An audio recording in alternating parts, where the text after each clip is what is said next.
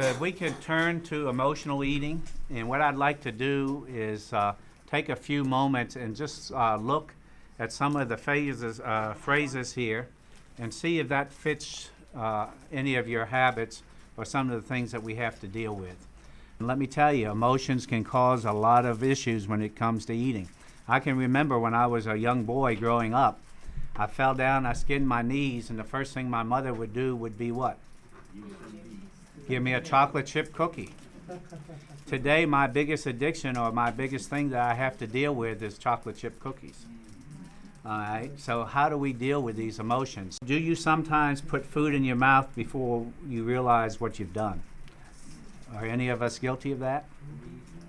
Mm-hmm. We get so caught up in our day's work, on the road, running, our lifestyles, taking care of the kids, and we just grab and put the first thing in our mouth. We just took a few moments to do what? To make sure what we were putting in our mouth was what? We took a few moments to read the labels, to slow down, to try to make sure that what we were doing, to be more aware of what we were doing. Well, you do it, and then later you regret that you've done it, and you feel badly about it. Yeah. Why do you feel badly about it? Because you know that it's not going to lead to good health. You ever been in a situation you've gotten angry at something? How else would you deal with it? Pray. Pray? Okay. After taking it to God, if I'm still upset, then I take it to the person. But I take it to God first. And by taking it to Him first, what does that do? Well, sometimes it doesn't help to take it to the person. Sometimes it would have made it worse. Sometimes it takes care of it by taking it to God. And so if it takes care of it, then I don't need to confront the person. And sometimes that would have made the relationship worse, or it would have made the problem worse. But it doesn't, because you avoid that step by taking it to God first. What better way of dealing with an addiction, and in this case, food, than taking it to the Bible or the good book first? Years ago, I remember when they were talking about trying to quit smoking, they said when you want to smoke a cigarette, kiss someone. All right. Well, hopefully before than after. I'll tell you. Yeah, that's right. There you go. Well, I'm just going to make a resolution tonight. When I'm thinking about putting something in my mouth now, I'm going to kiss my honey over here. Okay? But, you know, just try to do something different, you know. Being raised in the country, it's awesome because one thing about it is there's no noise. You get to come and go as you want. And that's one thing that growing up, it was just really relaxed. And that's one thing I really enjoyed was no fast pace. You know, it's just a great place to grow up. If it wasn't fried, we weren't going to eat it. We hunted a lot, and you know, that's one thing in the South. That's what we do. We hunt for our food, and we had a garden that we minded and tended to. And being the youngest of four, I got pretty much a little bit less than everybody else, just because they were all bigger than me. So 2 older sisters and an older brother. Me being the youngest, I was always small as a kid too. When I got to college and figured out that pizza places delivered, that is when I started gaining my weight. You know, when I graduated high school in 1989, I weighed 125 pounds. I was little, tiny guy. And my joke is always that they used me as the right goalpost in the football game. I got to work out a little bit more when I went to school, so I sort of beefed up a little bit and played a lot of intramural football, basketball, and that was really a great time. And college life, they always talk about the college 15 or college 20. I think I gained 40 pounds when I was in college, probably even more than that, just because we ate constantly. I just ate more than, you know, we would eat 2 pizzas. You know, you would eat a whole pizza by yourself and your roommate would eat one, and you would drink Cokes like they were going out of style. And that's pretty much what I'm known for, is I can drink a Coke. I never really drank water, even growing up. There was always sweet tea in the refrigerator, always Cokes available. And that's one thing that got me to where I was overweight was sodas. I drank sodas.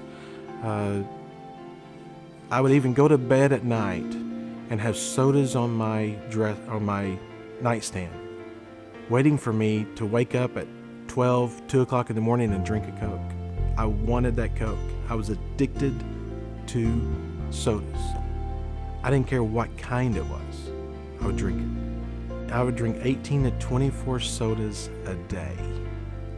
A day. Yes, I would drink a case of Coke or whatever kind of soda was around a day. And that was my vice. I had to have it. That is the point where I realized that I had a weight problem, was after I started drinking that many sodas. One thing that they say about caffeine is it pumps you up. Well, it pumped me up for about 4 minutes. And then I was ready for another Coke. I needed that drive, that motivator in my life. Because if not, I was just going to sit around. And it was just ridiculous what it did to my body. My highest, I was around 280. Working in the restaurant industry, I got free food.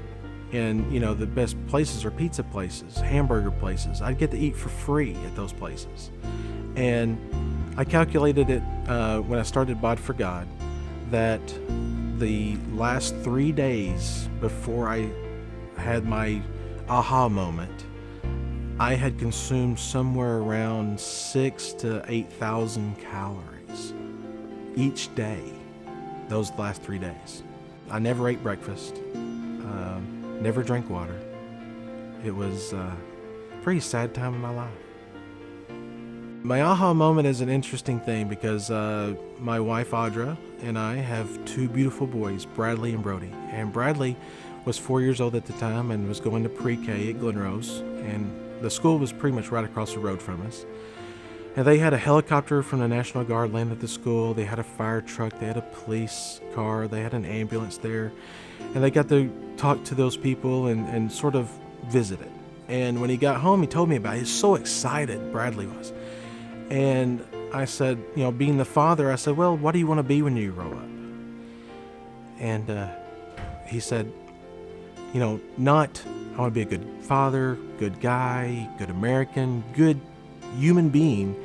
His words changed my life. He said, I want to be fat like you. You talk about a slap in the face? That was hard. My testimony has a title. It's Out of the Mouth of Babes.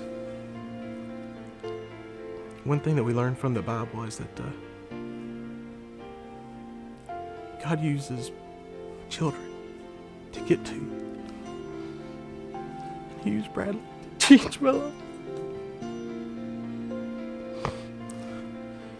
But one thing is, I love that boy now because he was honest with his father. He could have lied and said, Dad, I just want to be a good golfer like you. But he didn't. He was honest.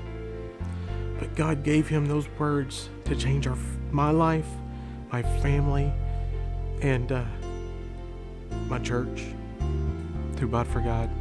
And it's just an awesome thing.